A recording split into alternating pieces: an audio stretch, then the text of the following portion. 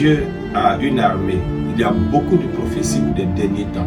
Mais pour que l'Église de Dieu accomplisse la mission des derniers temps, il faudrait retourner à la base. Comme Jésus même a dit, faites des nations des disciples. Quand on parle de disciples, c'est là où il y a la discipline. Il n'y a pas de disciples sans discipline. Et quand on parle de discipline, on parle de disposition. Quand on parle de disposition, on parle de règles et d'hierarchie.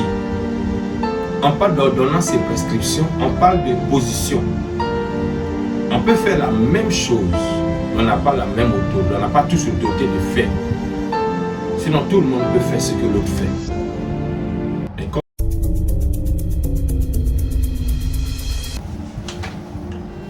Shalom, que la grâce de Dieu soit avec chacun de nous. Nous bénissons le Saint-Esprit pour l'occasion nous donne de partager avec vous ce thème sur la loyauté et la déloyauté. Depuis la création, l'Éternel des armées a voulu développer avec l'homme une relation. Et la relation que Dieu veut établir avec l'homme est basée sur des principes.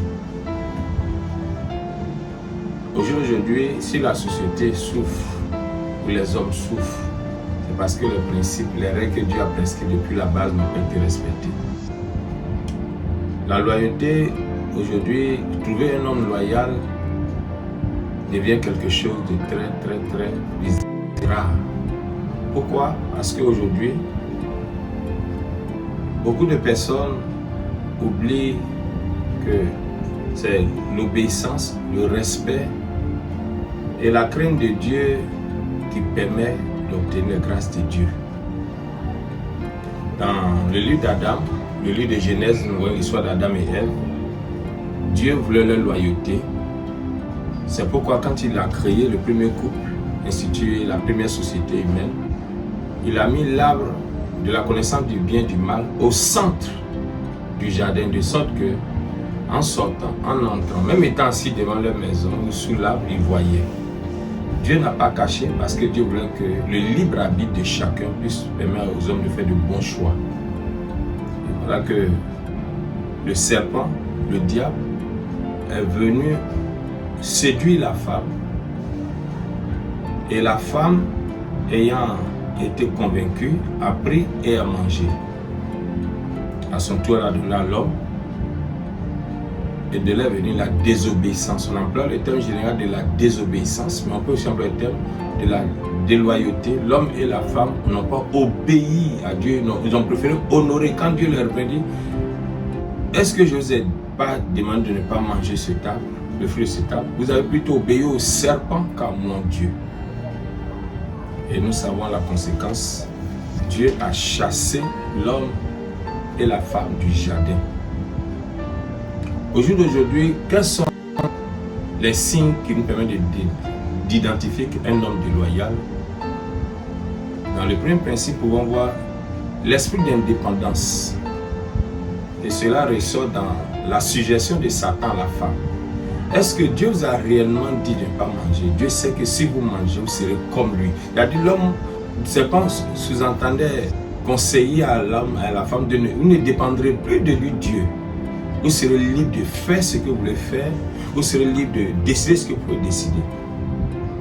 On voit le même cas dans 2 Samuel 3, 20 à 29. Ce serviteur de David qui lui décide dans ce test-là, sans l'accord de son maître, Joab décide lui de régler le compte d'Abner au nom du roi pendant que le roi ne lui a pas envoyé. Le roi avait choisi de pardonner Abner, mais Joab, lui, n'a pas accepté la manière que le roi voulait gérer la situation. Aujourd'hui, beaucoup de personnes ne veulent plus qu'on leur dise ou on leur demande de rendre des comptes, ou qui dépendent d'une autorité, ou doivent recourir à une hiérarchie avant de faire quoi que ce soit. Et c'est ce que le serpent disait à la femme. Développer l'esprit d'indépendance. Ne dépendez pas toujours de Dieu. Dieu sait que si vous mangez le fruit, vous serez comme lui. C'est-à-dire, vous serez l'égal de Dieu. L'esprit d'indépendance aujourd'hui tue. Les hommes ne veulent plus se soumettre à une autorité. Les hommes ne veulent plus demander la permission à une autorité. Les hommes veulent exécuter ce qu'ils pensent directement.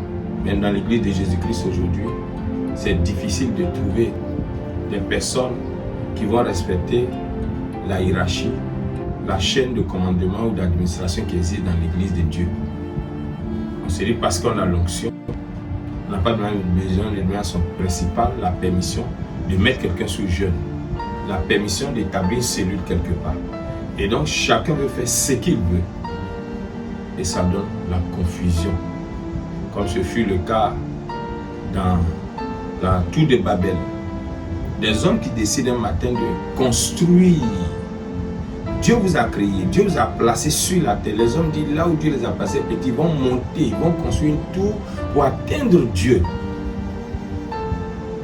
On sait, aujourd'hui on parle de la diversité des langues, plusieurs ethnies et langues qui sont parlées. Mais l'origine, ce n'est pas l'unité qu'ils formaient qui était le problème, c'est Dieu même qui était dit. La Bible dit que les hommes parlaient la même langue sur toute la terre. Mais c'est ce qu'ils ont, la mauvaise action qu'ils ont posée à partir de cette unité-là. Nous construisons une tour et nous monterons jusqu'aux cieux, comme nous voyons cette erreur qui était dans Ézéchiel 28, le chapitre 28, le verset 11 à 19. Le diable voulait monter jusqu'aux cieux de Dieu, il voulait s'asseoir à la place de Dieu. Et on a vu ce que Dieu lui a fait. L'esprit d'indépendance est un mauvais signe. Également, l'autre caractéristique aujourd'hui de la déloyauté, c'est l'esprit de critique et de mépris de l'autorité. Dans Nombre, nous voyons le cas, Nombre 12, le verset, son verset 1, nous voyons le cas de Monsieur Aaron, le prophète, le sacrificateur Aaron, et de Marie, sœur de Moïse. Ce n'est pas parce qu'on est dans l'office ensemble qu'on a les mêmes rangs, on a les mêmes autorités. On sait le même Dieu, mais Dieu a positionné des personnes. Et Aaron, quand les lecteurs de la Bible, à Dieu s'est révélé à Moïse. Et Moïse a présenté un handicap. Et Dieu lui a dit, j'ai déjà préparé ton frère qui vient, ton parent Aaron, qui sera ton messager, ton porte-parole. Aaron, à la base, Dieu l'a sélectionné pour être la bouche de Moïse. Et Moïse est la main de Dieu. Mais voici que la bouche voulait jouer le rôle de la main. Il trouvait que sa fonction de sacrificateur ou de porte-parole était insuffisante. Aaron voulait alors se substituer en Moïse. Il ne supportait pas les honneurs ou le privilège que Moïse avait. Alors, nous avons vu que lui et Myriam trouvaient que toujours Moïse créait, il critiquait Moïse parmi le peuple et qui était censé soutenir son autorité.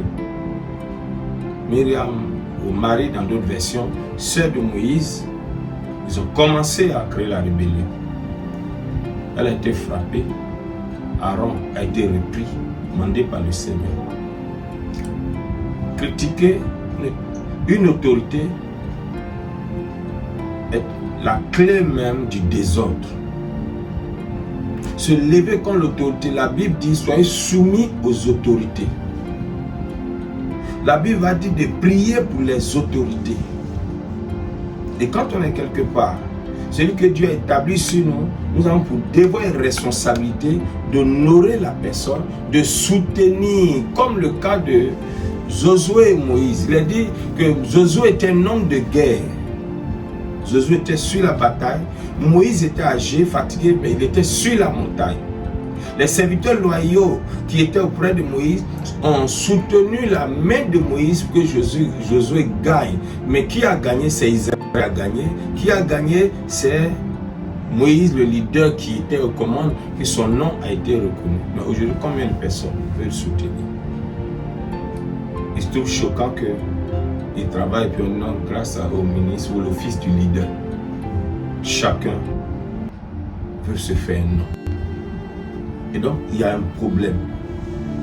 La loyauté aujourd'hui, elle a source même des crises dans les églises. La déloyauté. Aujourd'hui, trouver des hommes loyaux devient une chose rare parce que la société même va mal. On va même dans la cellule familiale. On va dans le couple. chacun veut être l'égal de l'autre. Et pourtant, Dieu n'a jamais voulu que ce soit ainsi. Quand nous regardons Corinthiens, Dieu a créé le corps. Tous sont membres, mais n'ont pas les mêmes fonctions. Même la main, Dieu l'a créée le même jour, mais les doigts n'ont pas les mêmes tailles. Et pourquoi voulons-nous, puisque Dieu nous a tous appelés, avoir les mêmes pouvoirs, la même autorité, avoir les mêmes onctions? Et donc, comme on ne peut pas égaler l'autre, automatiquement qu'on s'engage à critiquer l'autre, comme le pionnier Rick Joyner dans son livre, ce prophète américain a écrit dans son livre L'ultime assaut, une armée dans la prophétie que Dieu lui a montrée, cette armée où lorsqu'ils vont en bataille et à se relever ou bien le protège, l'armée de l'église, l'armée de Dieu, au contraire, l'autre tirait sur l'autre pour l'achever. Et ça, malheureusement, voici l'une des plaies de l'église. Et Satan tire avantage de cette situation, de telle mentalité, de critique et le mépris de l'autorité. On a dans 2 Samuel 15, 3 à 6, le cas d'Absalom. Absalom, fils de David, qui lui se décide un matin comme ça, il ne voulait pas reconnaître son père, il trouvait que son père était âgé et son père ne dirigeait pas bien le fils, et lui va mieux diriger que son père. Et on a vu comment cela s'est terminé. Absalom a connu une fin tragique. Aujourd'hui, l'église de Dieu veut aller loin. Dieu a une armée. Il y a beaucoup de prophéties des derniers temps. Mais pour que l'église de Dieu accomplisse la mission des derniers temps, il faudrait retourner à la base. Comme Jésus même a dit, faites des nations des disciples. Quand on parle de disciples, c'est là où il y a la discipline. Il n'y a pas de disciples sans discipline. Et quand on parle de discipline, on parle de disposition. Quand on parle de disposition, on parle de règles et d'hierarchie. On parle d'ordonnance et prescription, on parle de position. On peut faire la même chose, mais on n'a pas la même autorité, on n'a pas tous l'autorité de faire. Sinon, tout le monde peut faire ce que l'autre fait. Et quand on dit, Jésus dit, faites de toutes les nations des disciples, alors c'est-à-dire aller amener un peuple qui lui est discipliné, qui lui suit des consignes, qui lui suit des règles. Au jour d'aujourd'hui, on ne voit pas assez de miracles dans l'église. On ne voit pas certaines choses dans l'église comme autrefois. On se pose la question si Dieu a changé. Non, Dieu n'a pas changé. Mais c'est le cœur des hommes qui ont changé. Personne ne veut être serviteur. Cela s'est passé dans la Bible. Une mère qui vient trouver un jour le Seigneur qui demande, mais je veux que l'un de mes serviteurs soit à gauche, l'un de mes fils soit à gauche, les enfants des Zébédée, et l'autre à droite. Chacun c'est un problème de position, de place. Donc, on méprise celui qui est déjà élevé. Au lieu de soutenir celui qui est élevé, au lieu de prier celui que Dieu a élevé aujourd'hui, qu'un jour ton tour arrive d'être élevé, au contraire, on cherche à le tuer pour prendre sa place. On cherche à le détruire, le dénigrer pour prendre sa place. C'est ce que Absalom a fait. Toi, tu es fils du roi.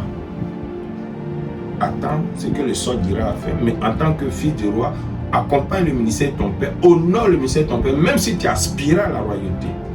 Il y a beaucoup d'Absalom aujourd'hui dans nos églises qui sont pressés. Donc, ils créent la rébellion, les mutineries, des divisions. Ils se présentent comme c'est eux-là qui sont plus sages. L'église de Jésus-Christ, les causes de malédiction dans la vie de certains leaders, les causes de certaines maladies dans le foyer de certains leaders, les causes de souffrance dans la vie de certains